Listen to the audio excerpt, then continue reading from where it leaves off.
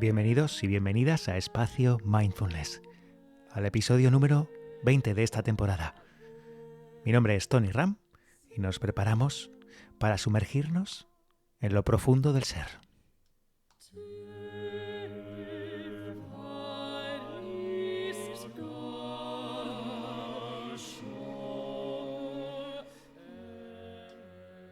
Imagina que Jesucristo dejó en algún lugar, perdido, alejado de los más curiosos, su firma, su escrito, su palabra directamente.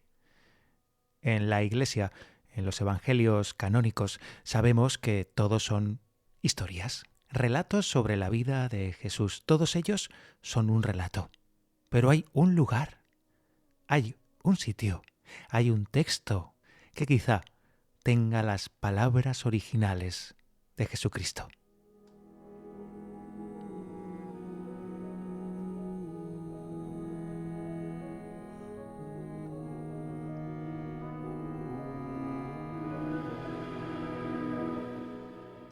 Nos adentramos en este episodio aprovechando la Semana Santa para hablar sobre una figura que para mí sin duda es un maestro, Jesucristo, Jesús de Nazaret. Es uno de los grandes maestros de la historia. Por sus enseñanzas, por su ejemplo, su historia, cómo la narran, es pura mitología. ¿Existió, no existió? Bueno, cada uno puede tener su opinión al respecto.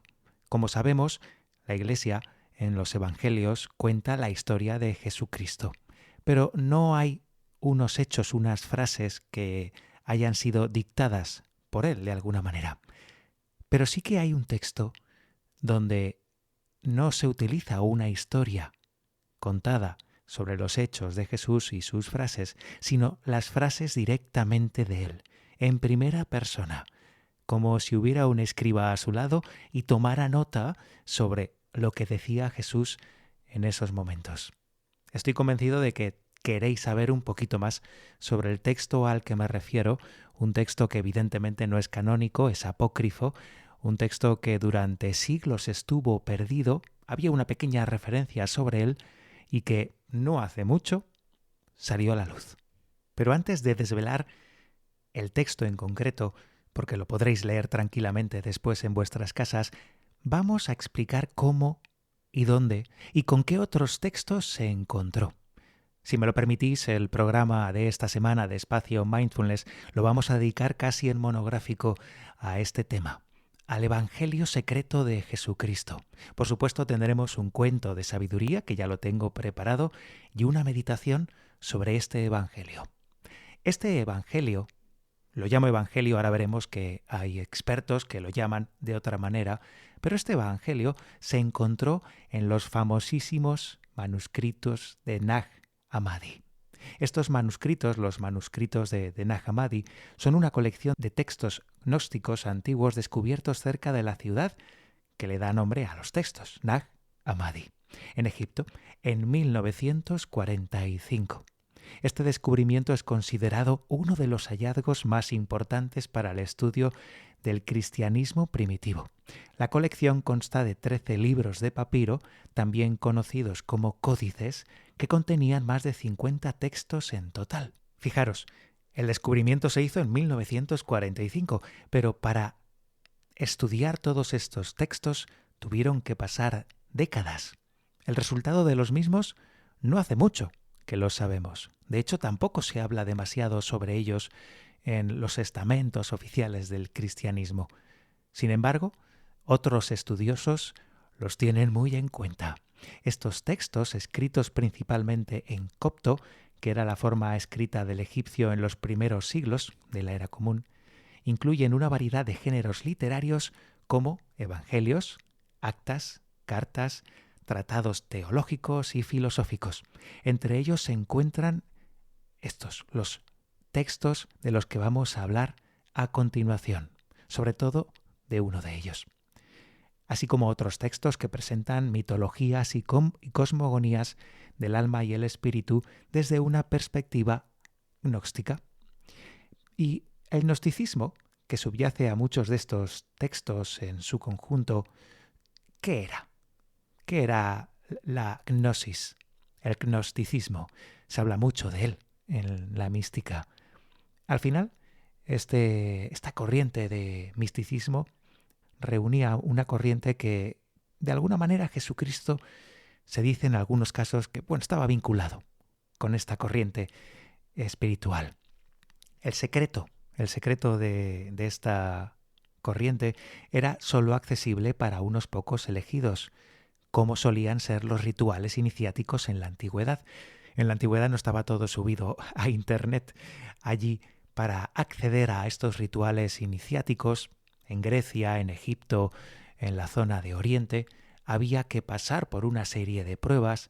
Se tenía que comprobar que el discípulo o el adepto, como se llamaba, estaba preparado para recibir toda esta iniciación y ver el mundo de una forma completamente diferente. Es decir, despertar a una forma de visión completamente diferente. Hoy en día, estas visiones, estos textos, estas ideas, quizá están en todas partes, y están tan en todas partes que muchas veces se hacen tan invisibles como para estos adeptos cuando entraban en las logias o en las sectas en las que se difundía todo este conocimiento. El conocimiento allí era vivido, no solo leído o explicado, sino que cuando se transmitía había una iniciación, un despertar por parte de las personas que accedían a estas sectas, corrientes, religiones. Volviendo a los textos, a los manuscritos de Nag Hammadi, su descubrimiento ha tenido un impacto profundo en el estudio del cristianismo primitivo, proporcionando nuevas perspectivas sobre la diversidad de creencias y prácticas dentro de las primeras comunidades cristianas. Estos textos han ayudado a los académicos a comprender mejor las tensiones y debates teológicos que existieron en los primeros siglos del cristianismo, así como a apreciar la riqueza y complejidad de la herencia espiritual de la época. Tenemos que tener muy en cuenta que los primeros cristianos, después de Jesús, y esto es una triste noticia que se cumple en el 100% de los casos, pues cada corriente tenía sus formas de ver la enseñanza de Jesús. Y de allí se derivaron diferentes corrientes que lucharon por tener o no tener razón. Escisiones, diferentes ideas, opiniones. En resumen, el ser humano, en su esencia, el ser humano imperfecto que opina, que elige, que discute. Vamos, lo que no dijo Jesucristo en ningún momento, pero al final la verdad se derime de todo esto. La verdad la tiene que recoger el ser humano despierto y verla con su tamiz en su interior, trabajarla él mismo hasta que surja esa verdad en el interior de cada ser humano. Las batallas entre sectas, religiones, países, sociedades, logias, eso a los seres humanos que estamos en el camino del despertar nos interesa bastante poco. Pero ya sabéis que hasta en la religión, hasta en el misticismo, hasta en la filosofía, hay políticos de por medio. ¿Qué le vamos a hacer? Es inevitable y será así siempre. Tenemos que tener en cuenta que antes del descubrimiento de Nag Hammadi, el conocimiento sobre la gnosis, el gnosticismo, estaba basado en los escritos de los cristianos que de alguna manera, por decirlo así, ganaron a estos otros. Por lo tanto, estos manuscritos proporcionan una voz directa a estas tradiciones crísticas originales que se perdieron porque no fueron las que ganaron la batalla. Y sinceramente a mí me estimulan mucho más estas otras explicaciones, ahora veremos estos textos, me estimulan mucho más que los que podemos encontrar canónicos, aunque todos ellos son interesantes. La conservación y traducción de estos textos ha sido muy dificultosa, como os decía, se ha tardado décadas en desvelar todo lo que contenían estos textos porque al final los procesos de recuperación y traducción de estos escritos, como podéis imaginar, son realmente difíciles de conseguir. Y antes de entrar en el texto maestro de esta semana, que tiene que ver mucho con el texto que os comentaba, ese evangelio secreto perdido de Jesucristo, sí que quiero hablar brevemente de lo que es el gnosticismo, que a veces es complejo porque reúne diferentes corrientes de conocimiento, y esto es así, y en el pasado fue así, Así que vamos a intentar explicar muy brevemente qué era esto. Está claro que el origen de este conocimiento o filosofía no es uno. El origen es múltiple. No estamos definiendo una religión o una filosofía en concreto, sino un conjunto de filosofías que sí que cumplen más o menos una serie de criterios que os voy a definir a continuación. Es verdad, y esto es un hecho de la época, que toda esta filosofía está recogida en las confluencias del Mediterráneo antiguo, de los primeros siglos de nuestra era. Entonces, a partir de esta confluencia de tradiciones religiosas y filosóficas del Mediterráneo, tenemos varias o varios focos donde se recoge el conocimiento gnóstico. El primero, las influencias judías y cristianas son obvias, son evidentes. Hay algunas teorías no demostradas, incluso de que Jesucristo pudo ser un gnóstico.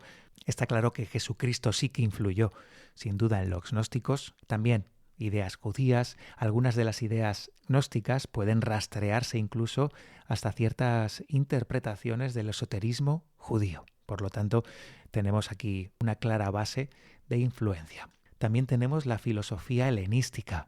La gnosis también estuvo influenciada por la filosofía platónica y neoplatónica, particularmente en su visión dualista del mundo, donde se veía una clara separación entre el reino espiritual y el mundo material. Esta influencia se observa, por ejemplo, en su cosmovisión, que a menudo presenta una dicotomía, para mí demasiado extrema, entre el mundo espiritual y material. Por otro lado, también tenemos las religiones orientales, por supuesto, los misterios de la antigüedad, por ejemplo, los misterios de Eleusis en Grecia o los cultos dedicados a Isis y Osiris en Egipto. Aquí también los gnósticos se ven influenciados por estas religiones y tradiciones.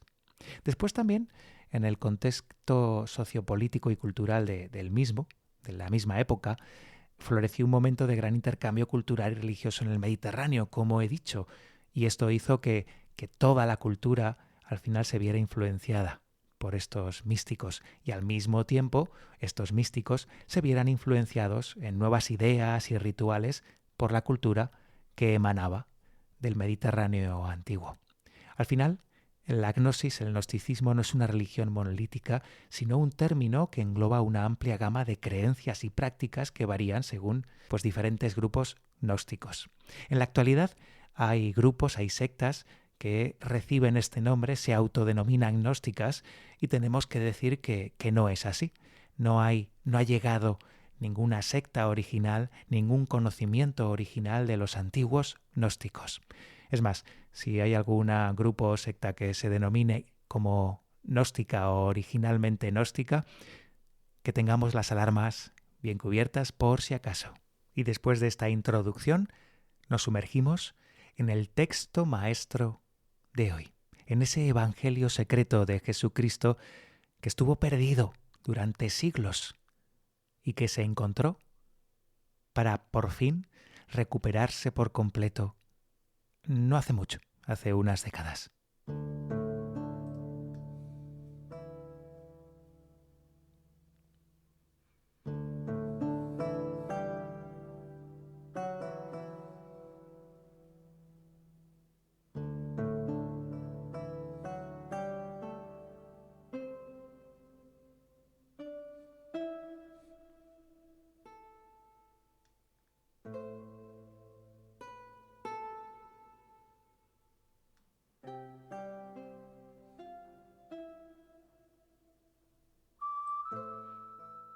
Paseando por esta biblioteca de sabiduría, donde seleccionamos el texto maestro cada semana, para encontrar este texto tendríamos que irnos bastante lejos.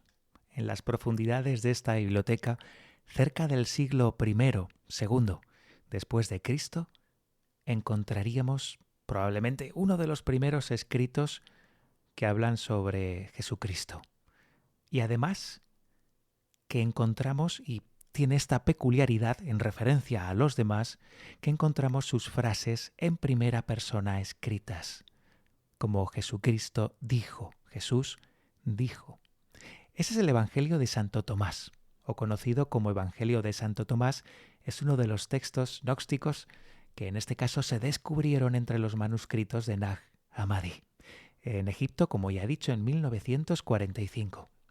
A diferencia de los evangelios canónicos del Nuevo Testamento que todos conocemos y que se encuentran en la Biblia reunidos, el Evangelio de Tomás no es una narrativa de la vida o muerte y resurrección de Jesús, sino una colección, y esto es lo que me parece a mí que lo diferencia de todo lo que he leído, de todo lo demás, de 114 dichos atribuidos directamente a Jesús.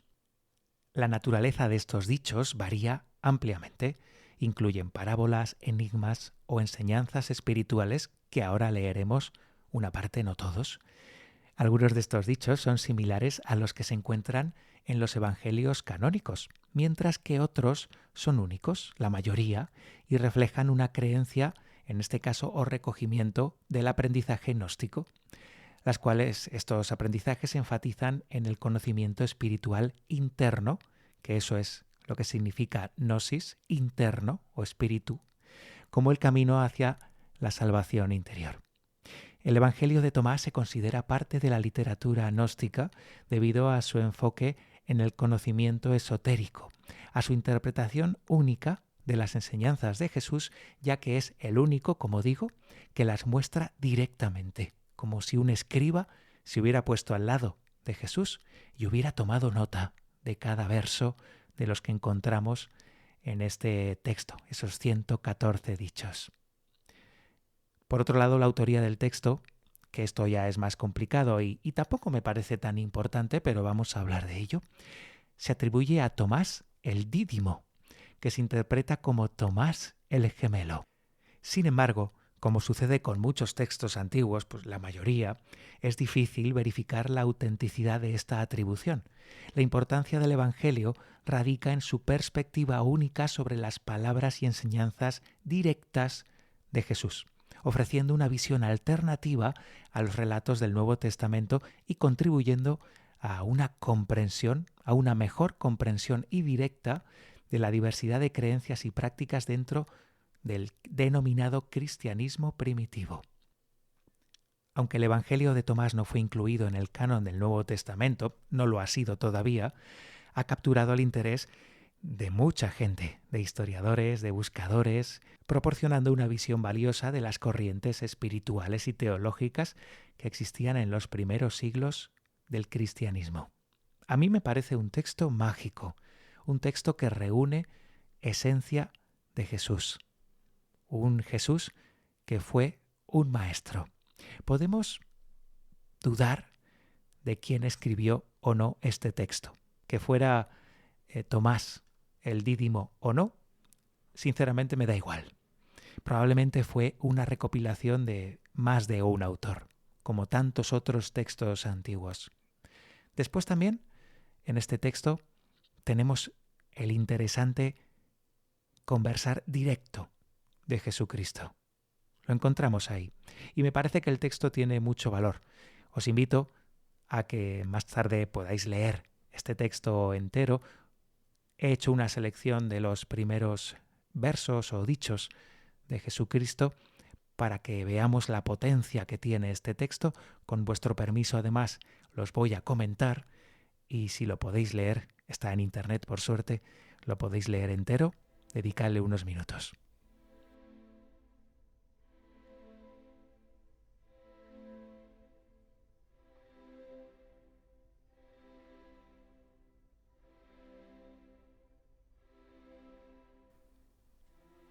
Evangelio según Tomás.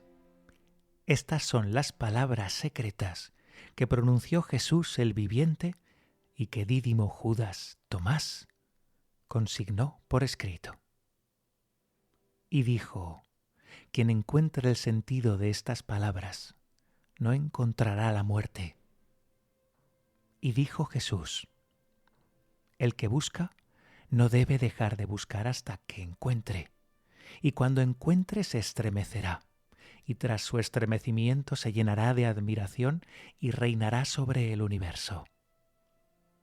Dijo Jesús: si aquellos que os guían os dijeren: ved, el reino está en el cielo, entonces las aves del cielo os tomarán la delantera.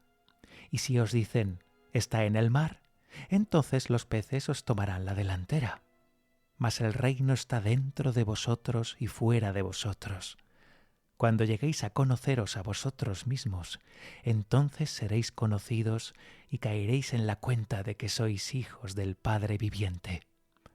Pero si no os conocéis a vosotros mismos, estáis sumidos en la pobreza y sois la pobreza misma. Este pasaje, el número 3, es sin duda uno de los más conocidos y famosos de este texto, el Evangelio según Tomás. Aquí Jesús, en primera persona, nos deja claro dónde está el reino de los cielos, en nuestro interior. Lo dice sin parábolas, directamente, no cabe duda.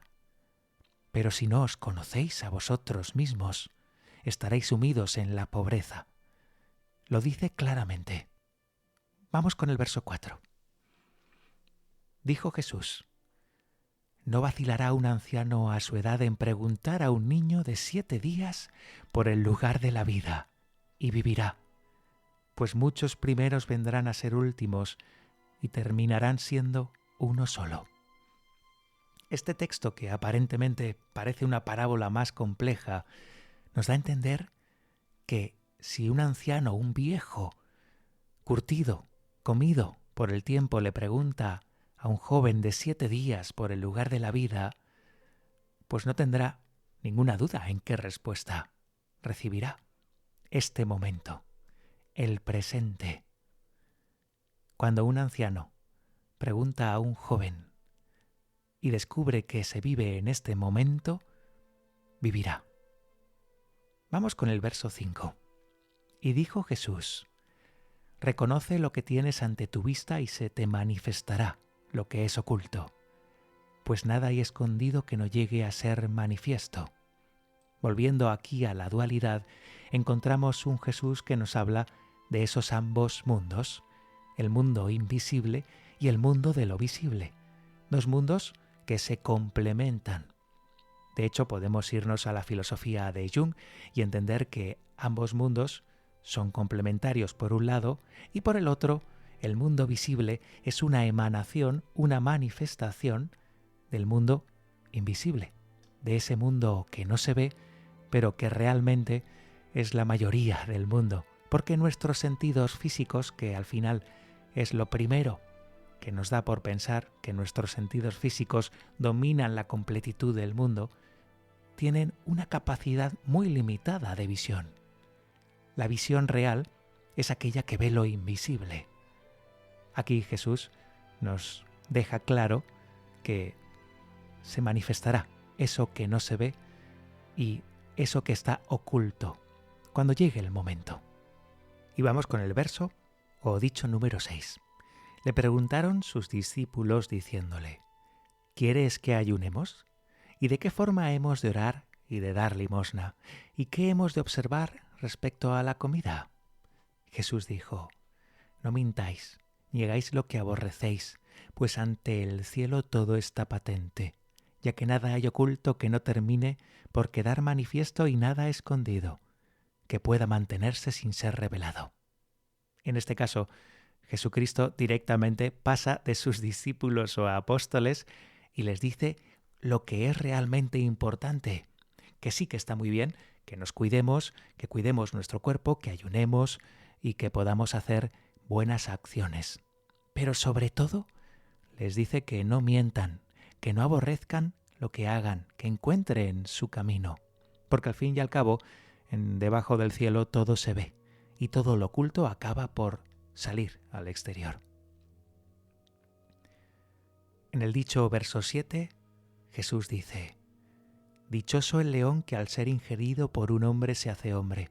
Abominable el hombre que se deja devorar por un león, y éste se hace hombre. Volvemos, aquí sí que es necesario, a un lenguaje metafórico. ¿Qué es un león? Que es ingerido por un hombre, y viceversa, que es un hombre ingerido por el león. Si nos vamos a tradiciones alquímicas, desde el antiguo Egipto, el león es una figura del ego. Puede ser una figura del ego entre otras tantas. de esa personalidad del ser humano, esa máscara agresiva donde se acumulan todos nuestros aprendizajes en forma de emociones o pensamientos. Así que aquí Jesús lo que te quiere decir es que tengas la precaución de que ese ego no te coma a ti y de que si eres ser humano, que te comas ese ego y que lo digieras, porque entonces, eso sí, te puedes hacer un ser humano de verdad. En el verso 8, Jesús dice: el hombre se parece a un pescador inteligente que echa su red al mar y la saca llena de peces pequeños. Al encontrar entre ellos un pez grande y bueno, el pescador inteligente arroja todos los demás peces al mar y escoge sin vacilar el pez grande. En este caso podemos entender la parábola de diferentes maneras. Aquí Jesús nos da a entender, entre otras posibles interpretaciones, que seleccionemos bien a quién transmitimos lo que queremos. ¿A quién se va a comer el pescador inteligente cuando echa su red al mar? En las antiguas tradiciones se hablaba de que los apóstoles iban a pescar, a echar las redes, de alguna manera a difundir la verdad. Por lo tanto, aquí Jesucristo les dice que prefieran a aquellos despiertos, aquellos grandes y sabios, de alguna manera a esos peces más grandes que están mejor preparados para entender la verdad, y que desechen a los peces pequeños porque no es su momento, básicamente, no por otra cosa. Aquí hay una frase más moderna, que es esa de no eches diamantes a los cerdos, o no eches perlas a los cerdos. Recordamos que puede ser exactamente una parábola muy similar. Y dijo Jesús, en el verso 9, he aquí que el sembrador salió, llenó su mano y esparció el grano. Algunos granos cayeron en el camino y vinieron los pájaros y se los llevaron. Otros cayeron sobre piedra y no arraigaron en la tierra, ni hicieron germinar espigas hacia el cielo. Otros cayeron entre espinas. Estas ahogaron la simiente, y el gusano se las comió. Otros cayeron en tierra buena, y ésta dio una buena cosecha, produciendo 60 y 100 veces por medida lanzada. En este texto, Jesús nos da a entender que la verdad, cuando se ofrece de forma sincera, cuando uno comunica de forma sincera estas semillas, cuando uno hace de sembrador, tampoco tiene que preocuparse en exceso de dónde siembra, sino simplemente sembrar. Lo que tenga que llegar, llegará. A quien tenga que llegar, llegará. Y entonces es cuando aparecerá ese pez grande, esos peces grandes de los que hemos hablado en el dicho anterior. En el dicho número 10, Jesús dice: he arrojado fuego sobre el mundo, y ved que lo mantengo hasta que arda. Aquí Jesús, un Jesús que utiliza esa espada, que a veces utiliza también en los evangelios, como en la secuencia en la parábola del mercado, que seguramente todos conocemos, cuando con todos los comerciantes en el mercado y los echa fuera del templo. Aquí nos muestra un Jesús que ha arrojado fuego sobre el mundo. Y ved que lo mantengo hasta que arda. Este fuego purificador, del que también se habla en las escrituras canónicas, es un fuego divino. Es un fuego que tenemos que entender no como esos fuegos que nos corroen del ego, de las emociones o de la mente, sino como un fuego depurador, un fuego que viene de lo alto, que nos depura, que nos limpia. Es un fuego que lanza sobre el mundo Jesús y que lo limpia, y que por supuesto ya avisa que lo va a mantener hasta que arda todo por completo. En el verso número 11, Jesús dice: pasará este cielo, y pasará asimismo el que está encima de él. Y los muertos no viven ya, los que están vivos no vivirán. Cuando comíais lo que estaba muerto, lo hacíais revivir. ¿Qué vais a hacer cuando estéis en la luz? El día en que erais una misma cosa, os hicisteis dos. Después de haberos hecho dos, ¿qué vais a hacer? ¿Qué vais a hacer cuando estáis viviendo en la dualidad? Esta pregunta ya os la hago yo directamente. Pues volver a ser el uno, volver a estar en la luz. Aquí surge la idea del camino del eterno retorno. Todo lo que va hacia allí tiene que volver. Y Jesús te anima y te plantea la situación. Ahora que eres dos, ahora que eres dualidad, ¿qué vas a hacer ahora? No queda otra cosa que volver. ¿Hacia dónde? Hacia adentro, hacia el reino de los cielos. El verso 12 dice así: Los discípulos dijeron a Jesús: Sabemos que tú te irás de nuestro lado. ¿Quién va a ser el mayor entre nosotros? Y dijo Jesús: Donde quiera que os hayáis reunido, dirigíos a Santiago el justo, por quien el cielo y la tierra fueron creados. Claro, aquí la pregunta más importante es saber quién fue Santiago el justo. Algunos textos y algunas referencias dicen que fue el hermano de el propio Jesús, es decir, que fue hijo de José y de María. En este caso, la Iglesia católica lo desecha por completo diciendo que quizá fuera un familiar cercano. Vamos a entender este texto de una forma más mística, más gnóstica. Imaginemos que Santiago el Justo fue el hermano espiritual de Jesús. Jesús siendo amor e imaginación, Santiago el Justo siendo compasión y piedad. Así que, donde quiera que se reúna cualquier persona en nombre de Jesús, también puede reunirse en nombre de Santiago el Justo, porque el cielo y la tierra fueron creados por Él. Todo lo que está en este mundo seguramente esté creado por la imaginación, por el amor y por sus derivados, la compasión y la piedad. Jesucristo y Santiago el Justo de la mano, vaya. Vamos con el verso 13. Dijo Jesús a sus discípulos: Haced una comparación y decidme a quién me parezco. Díjole Simón Pedro: ¿Te pareces a un ángel justo? Díjole Mateo: ¿Te pareces a un filósofo, a un hombre sabio? Díjole Tomás: Maestro, mi boca es absolutamente incapaz de decir a quién te pareces. Respondió Jesús: Yo ya no soy tu maestro, puesto que has bebido y te has emborrachado del manantial del que yo mismo bebo.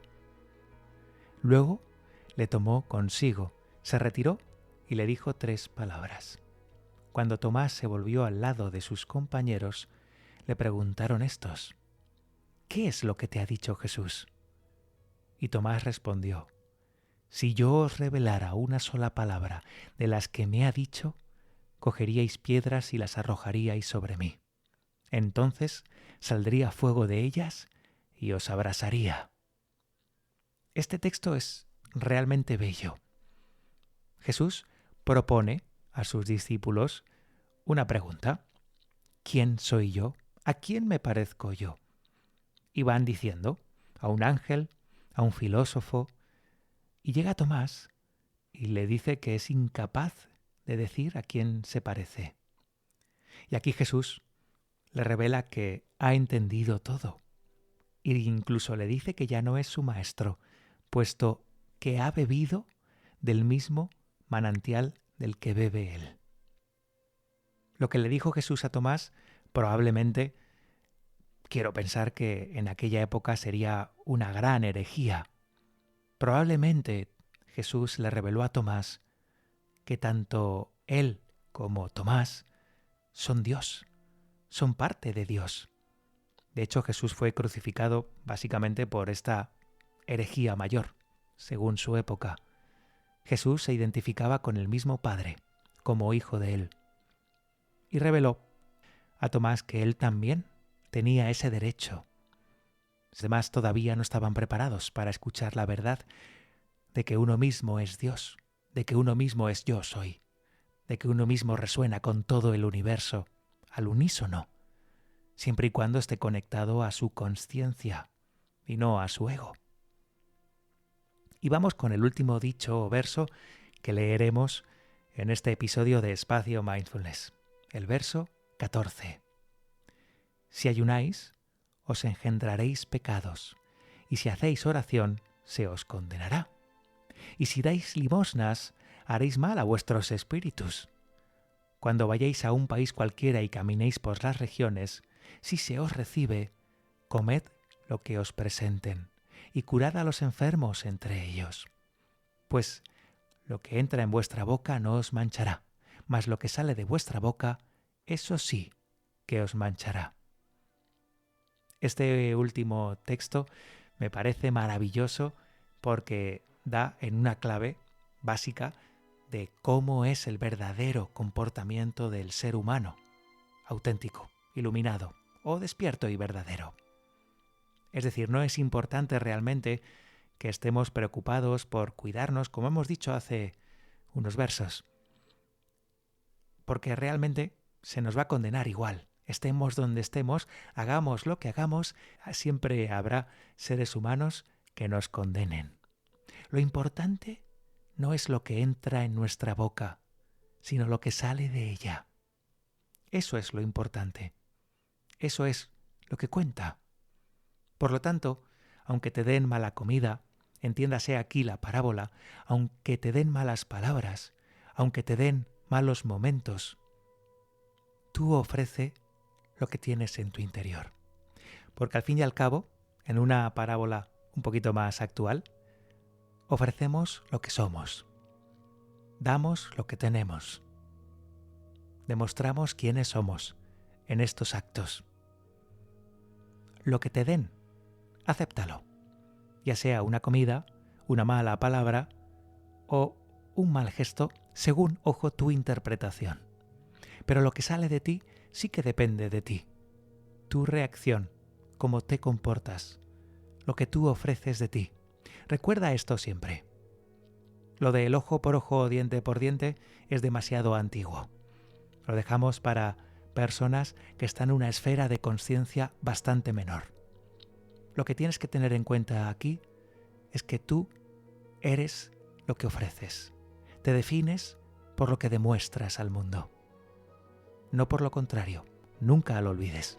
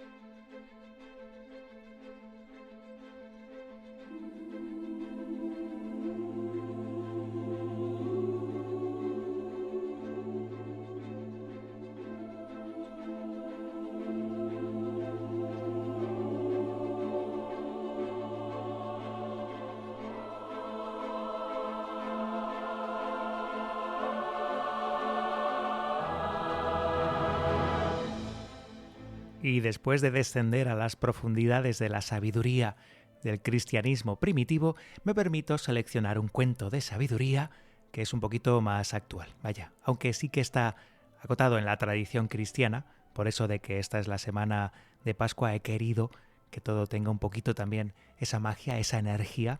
Todo el mundo ahora estos días tiene una mirada interior un poquito más abierta y quizá junto con Halloween y la época de Navidad son las fechas más indicadas para hablar de espiritualidad. Parece que la gente está un poquito más receptiva y sin duda alguna la época del año es esta, es la Pascua cristiana, aquí en España por lo menos, porque las calles se tiñen de esas cofradías, de esas fiestas que aquí en España son una tradición muy arraigada, las fiestas de Pascua, las fiestas en las que se conmemora y se recuerda ese rito del Calvario, de la Pasión de Jesucristo. Son días de profundidad, días de introducirse un poquito más introspectivamente en el interior de cada ser humano. Así que yo creo que este programa se merece este monográfico un poco más cristiano y el cuento, pues también tiene este corte, aunque no lo parece. Recordamos a través de este cuento, y me permito aprovechar la oportunidad, cómo nos cuesta cambiar las costumbres. Es probable que en todas las reflexiones anteriores, muy profundas, muchas metafóricas y parábolas que en alguna ocasión pues nos pueden costar un poquito más, sí que se enfrentan a nuestras costumbres, a esas rutinas que tenemos los seres humanos y que tanto nos cuestan modificar. No hay secreto para modificarlas más que la voluntad y la acción del ser aplicadas a este momento, aquí y ahora.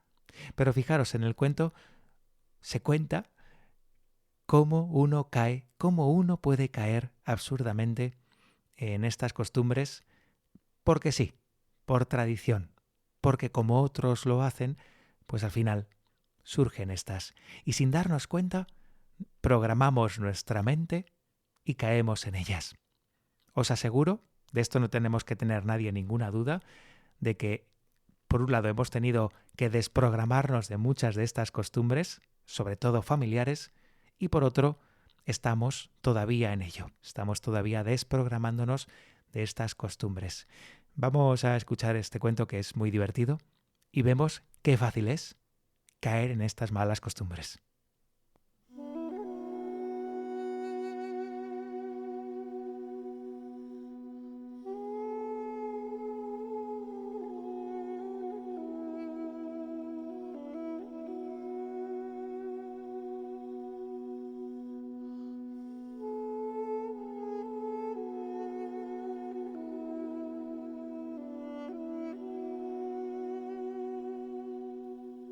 Cuando, debido a un accidente, el cacique de la aldea de Cafarnón perdió el uso de sus piernas, tuvo que caminar con muletas.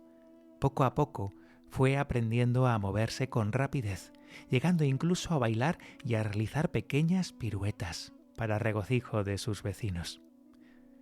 Luego, se le metió en la cabeza la idea de adiestrar a sus hijos en el uso de las muletas, no tardando en convertirse en un símbolo de prestigio en aquella aldea, el caminar con muletas. Y al cabo del poco tiempo, todo el mundo caminaba de este modo. Pasadas 4 generaciones, no había nadie en la aldea que no caminara con sus respectivas muletas. La propia escuela incluía en su currículum un curso de muletería teórica aplicada, y los artesanos de la aldea se hicieron célebres por la calidad de sus muletas. Llegó incluso a hablarse de crear unas muletas accionadas, en este caso mecánicamente, para que andaran solos, vaya. Un día se presentó un joven ante los jefes de la aldea y les preguntó por qué todo el mundo caminaba allí con muletas. A pesar de que a todos les había dado Dios unas piernas para caminar, no había nadie que no caminara con muletas. A los ancianos les hizo gracia que aquel insolente joven se considerara más listo que ellos y decidieron darle una lección. «¿Por qué no nos enseñas cómo se hace?», le dijeron. «De acuerdo», dijo el joven, y se determinó que la demostración tuviera lugar el sábado siguiente a las 10 en punto de la mañana en la plaza de la aldea. Allí estaba todo el mundo cuando llegó el joven al centro de la plaza caminando con ayuda de unas muletas. Y cuando el reloj de la aldea comenzó a dar la hora, el joven se irguió y soltó las muletas. La multitud guardaba un expectante silencio mientras él daba un enérgico paso adelante y caía de bruces. Con lo cual, todos se confirmaron en su creencia de que era absolutamente imposible caminar sin ayuda de unas muletas.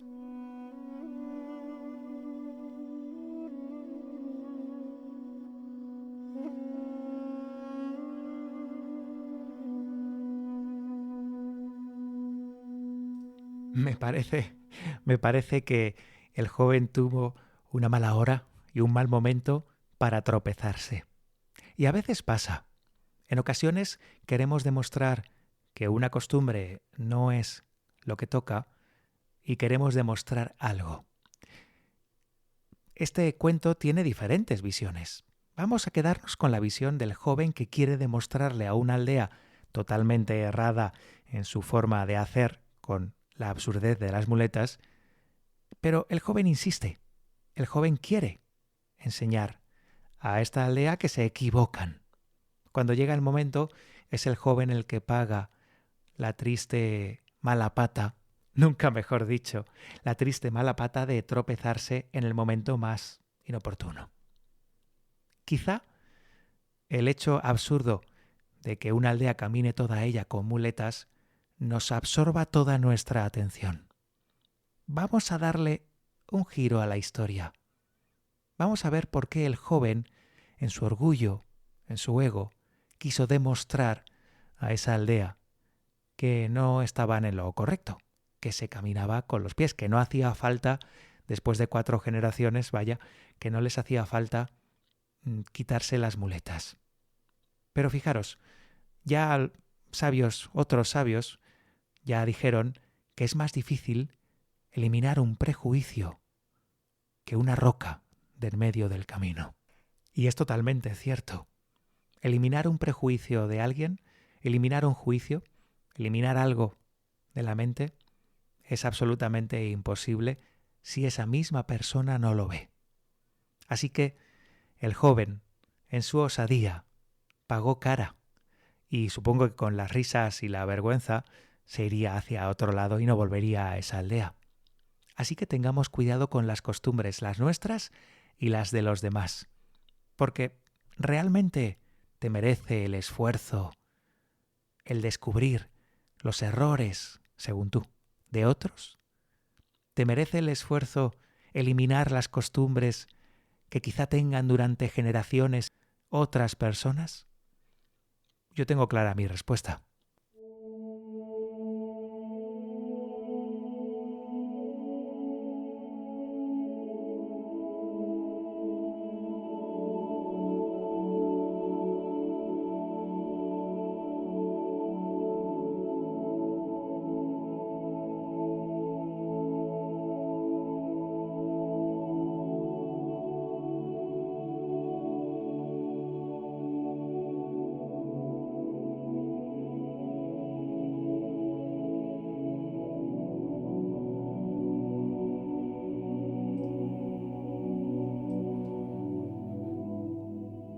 En el fondo, en la época en la que vivimos, pues nadie sabe quién fue Jesús de Nazaret o Jesucristo. Harto difícil es. Sí que os tengo que pedir que tengáis mucha precaución con aquellos que hablan en su nombre. Sobre todo el mensaje de Jesús es algo personal, es algo interior. Nadie tiene su voz. Su voz está en ti, está en tu interior. Esa es la voz que tiene todo el peso. Los demás podemos hablar para informarte, para evocar las sensaciones que puedes tener con tu experiencia interior. Pero el Cristo siempre es interior. La revelación siempre es interior. El amor, la compasión, la paz que infunde su ser es siempre interior.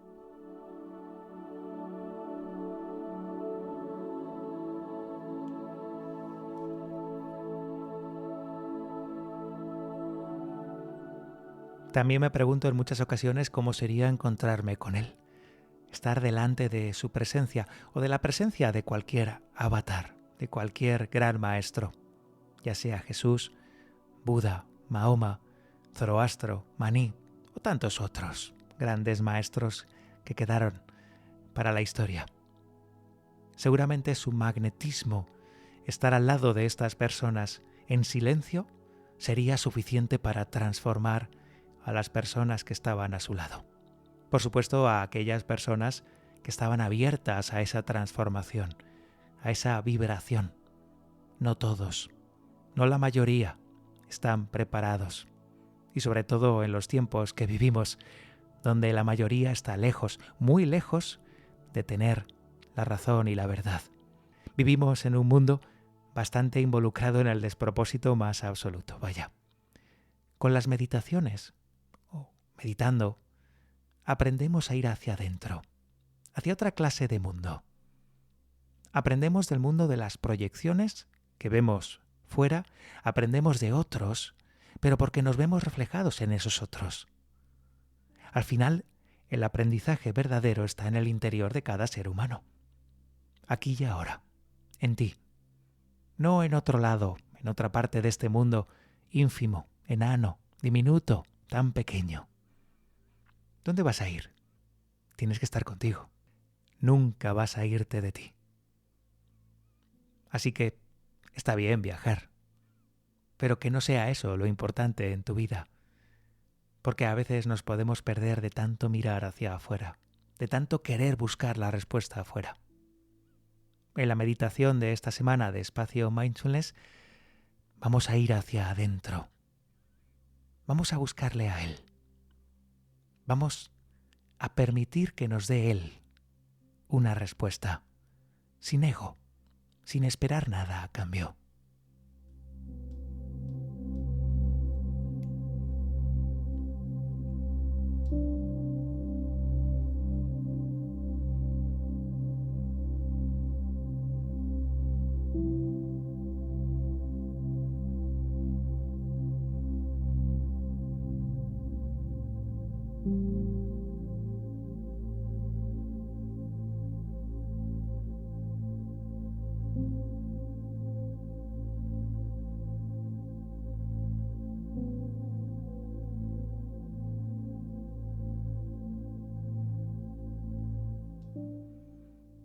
En la meditación de esta semana nos preparamos para sumergirnos en la figura de Jesús de Nazaret, de Jesucristo, de el Cristo, ese Cristo interior.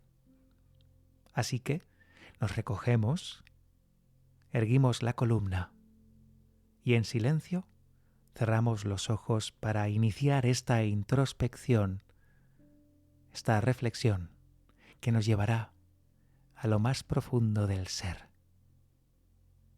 En primer lugar, inspira por la nariz todo lo que puedas y exhala por la boca también lo más largo que puedas. Realiza esta respiración 3 veces.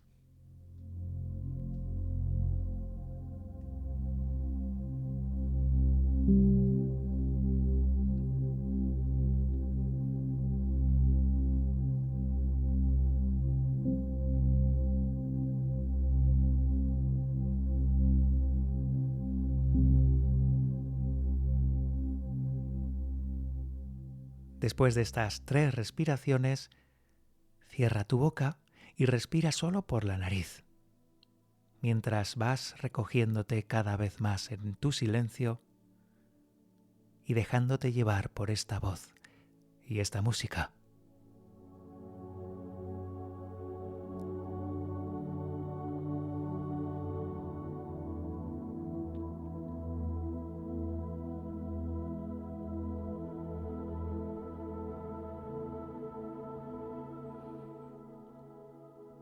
Imagina que vas caminando por un camino de tierra, una senda apenas dibujada en el suelo, un suelo de monte seco, con pocos árboles. Si te fijas, en tus pies llevas unas viejas sandalias y como ropa, un manto blanco que te cubre.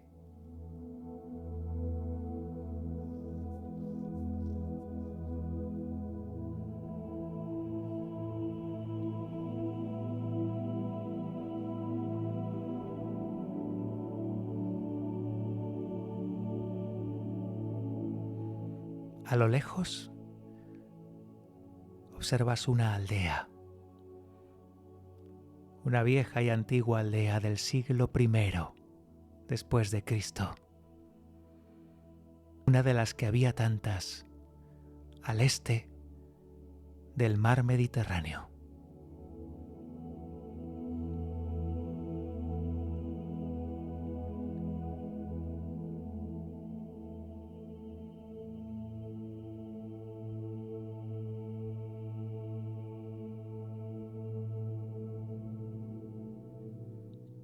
Te acercas a la aldea. Entras en ella y ves que hay poca gente caminando por sus calles arenosas, llenas de polvo. Tú sabes que están reunidos con Él, pero no sabes dónde. Así que pregunta a quien veas en las calles dónde están todos y sigue sus señales.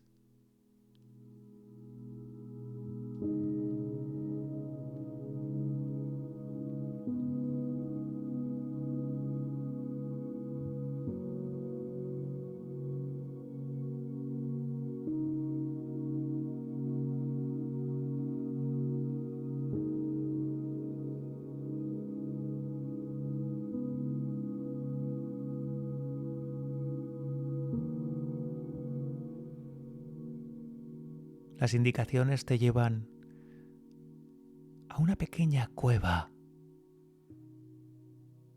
un poco a las afueras de la aldea.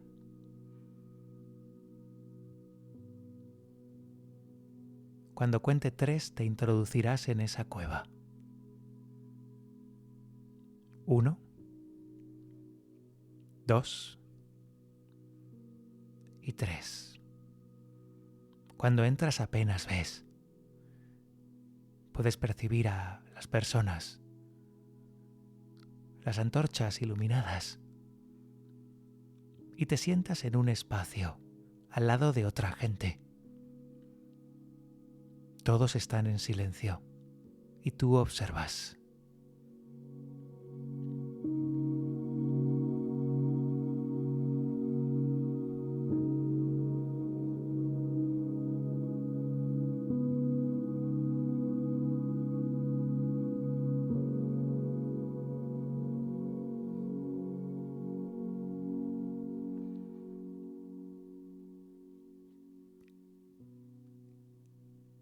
Llegado el momento, recuperando la visión en la oscuridad, ves cómo hay 2 docenas de personas rodeando, en círculo, a una sola persona arrodillada ante todos, en una pequeña explanada de tierra que se abre en el interior de la cueva, casi a oscuras. Esa persona que está en el centro está orando, con los ojos cerrados y de rodillas, absolutamente concentrada en su rezo.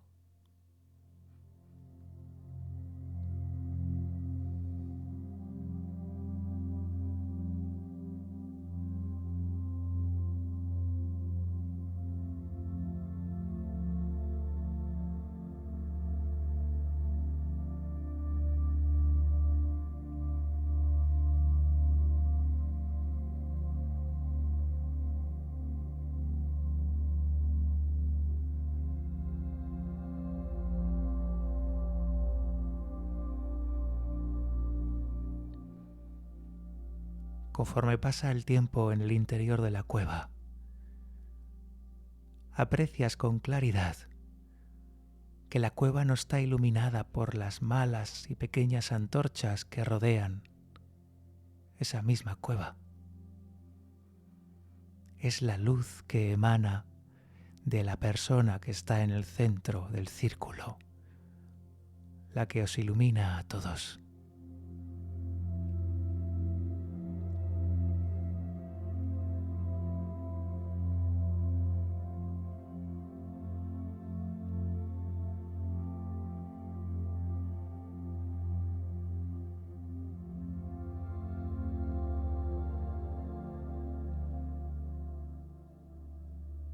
Observas en un momento dado cómo él se levanta de su meditación,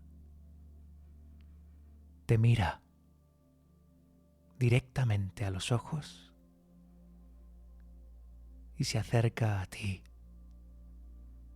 con una aura magnética que notas a cada paso que da, más fuerte, más vibrante. Parece como si no se acercara una persona, sino una corriente de aire caliente que te llega hasta el alma.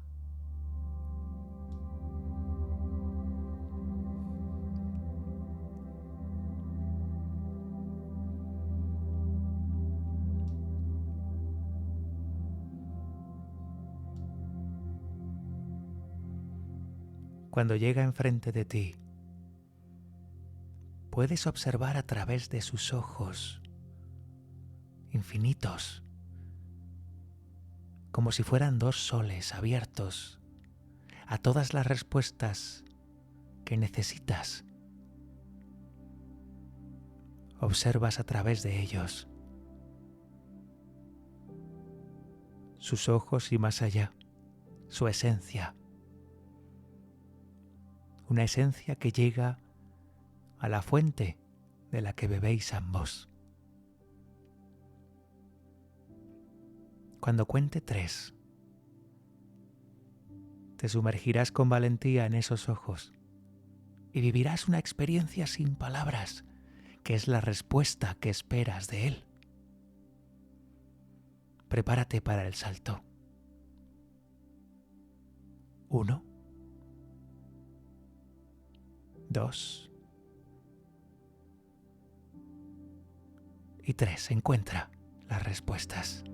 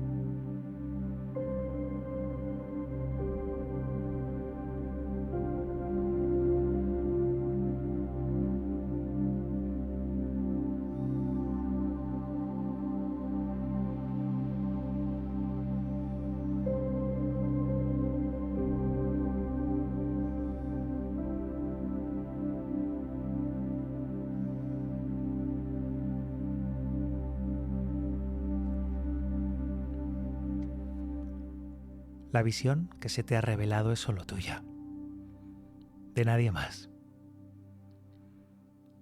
Vuelves a tomar conciencia de cómo observas sus ojos.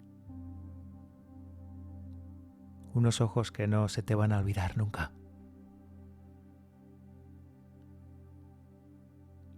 Después de eso, él sale de la cueva y se marcha. Os deja a todos allí en silencio. Y cuando en un instante después podéis compartir, os dais cuenta todos los que estáis allí que habéis vivido exactamente la misma experiencia personal y única con él.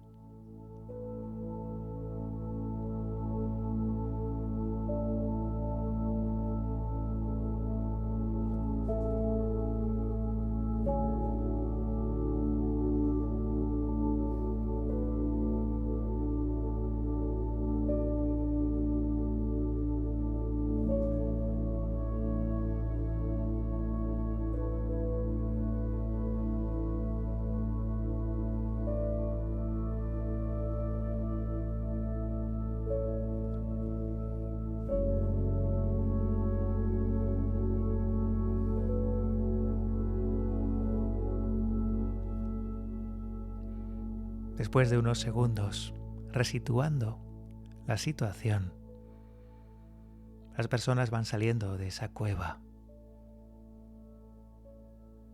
Él se ha marchado ya a otro camino. Él se ha marchado ya. Y ahora a ti te toca regresar. despídete de la aldea y encuentra el viejo camino que te llevó hasta allí. Recorre esa senda. Vamos.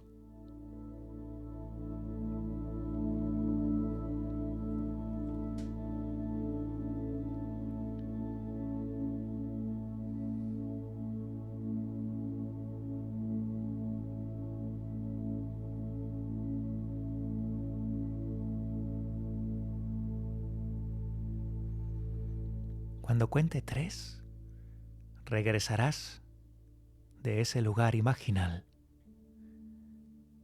y harás que caiga sobre ti, que descienda sobre ti la energía que has encontrado en el interior de esa cueva, con él. Visualízalo poderosamente. 1, 2 y 3.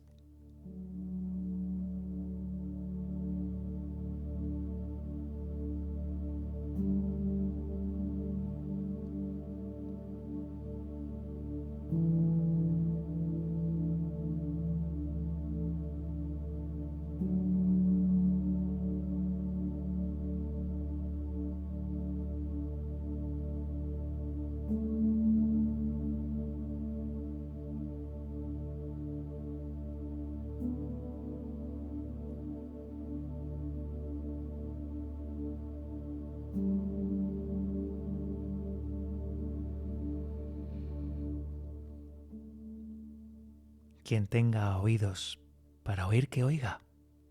Quien tenga ojos para ver, que vea. Recupéralos y vuelve a este lugar, paso a paso. Después de una meditación como esta, en muchas ocasiones se necesita un momento de introspección, un momento para estar con uno mismo, recuperando el mensaje directo que ha recibido de esa luz crística del Cristo, de Jesús, como queráis definirlo. Al final, las palabras aquí solo representan una pequeñísima parte de la realidad de lo que es. Por lo tanto, tenéis que buscar vosotros esa definición. La experiencia, eso es lo que cuenta.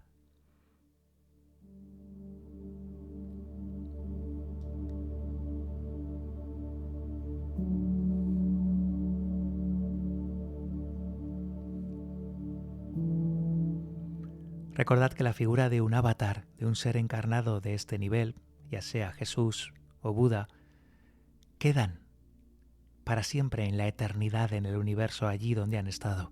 En este caso aquí, en la Tierra. Conectaros como hemos hecho con su vibración, cuando queráis, cuando lo deseéis. Está ahí. Esa vibración energética nos ayuda, nos empuja, nos impulsa hacia adelante, hacia ellos, hacia ellas. Están ahí, observándonos todavía, en la eternidad. Desvelaron todos los secretos de la vida y lo hicieron en su interior.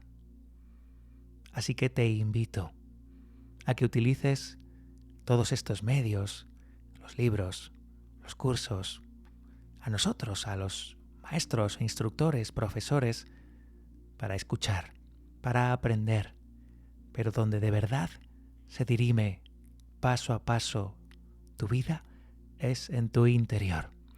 Donde de verdad crecemos es en nuestra consciencia, la que se expande, la que crece, la que recorre el universo es ella. Fuera no está la solución, siempre es dentro.